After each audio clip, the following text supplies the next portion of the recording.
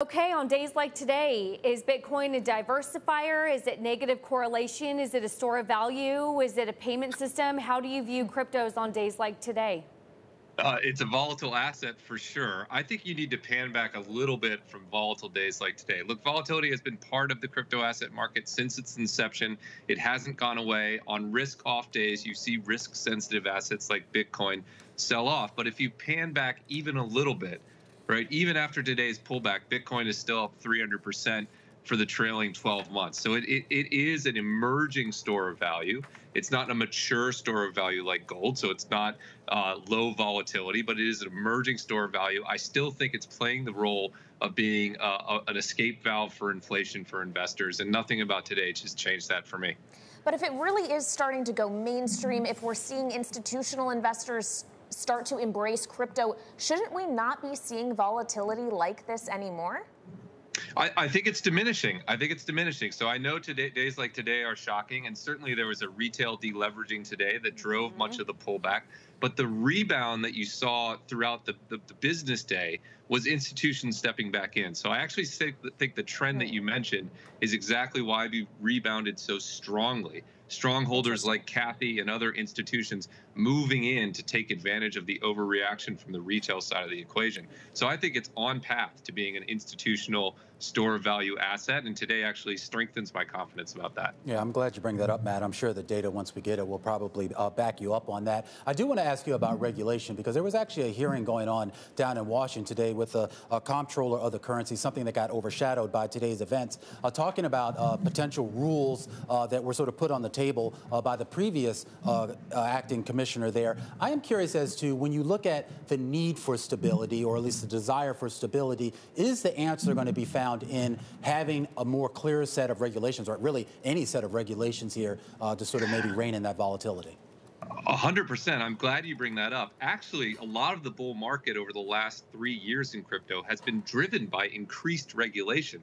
People don't expect this, but regulation is good for crypto because it allows institutional investors to feel comfortable coming into the market. That OCC statement does throw a little bit of uncertainty into the mix, because they're reviewing previous regulations that were positive for crypto. That was the one piece of fundamental news that crypto investors need to look at carefully. But our long-term pathway is towards clearer regulation, and that's going to make it more comfortable for more institutions to come in, and that should be constructive for crypto. That's what we've seen for the past 3 years, and I think that trend is going to be with us for the next 3 years as well.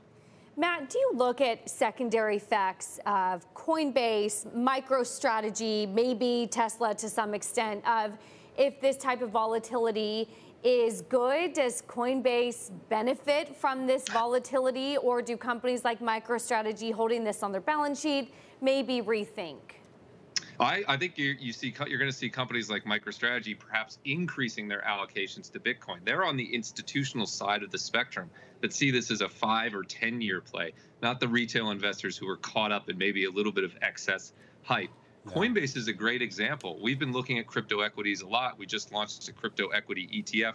Coinbase is a unique company that benefits when the market's going up, but also when it's volatile. A lot of trading activity, high revenue generation, etc. So crypto equities can be an interesting play at times like this. Some of them can benefit a little bit from volatility in the market. Matt, I want to ask you a little bit more conceptual question about how we think of crypto and really how it came to be. It really was tied to this idea of sort of a devaluation of fiat currencies, the devaluation in the trust in the current financial system, and more importantly, in monetary policy makers here. If we get to a stage where monetary policy actually normalizes, which a lot of people are now starting to talk about, and maybe fiscal policy actually normalizes, does that actually take some of the appeal away from something like Bitcoin and some of the other cryptos? I think Bitcoin specifically, it may, right? One of the reasons institutions are moving into crypto is because they're concerned about monetary policy. They're concerned about inflation. I don't think a few minor comments from the Fed is enough to put the inflation genie back in the bottle. But if we saw a real diminution of that concern, it could take some investors away from Bitcoin. Other cryptocurrencies like Ethereum are being used for entirely different use cases, right? Decentralized finance, programmable money. And I think you'd see those be unaffected by a diminution of inflationary concerns. But absolutely, if people stop worrying about inflation, interest in Bitcoin could go down. If they worry about it more, interest in Bitcoin could go up. I'm still biased on that side of the equation, but it's an important thing to follow.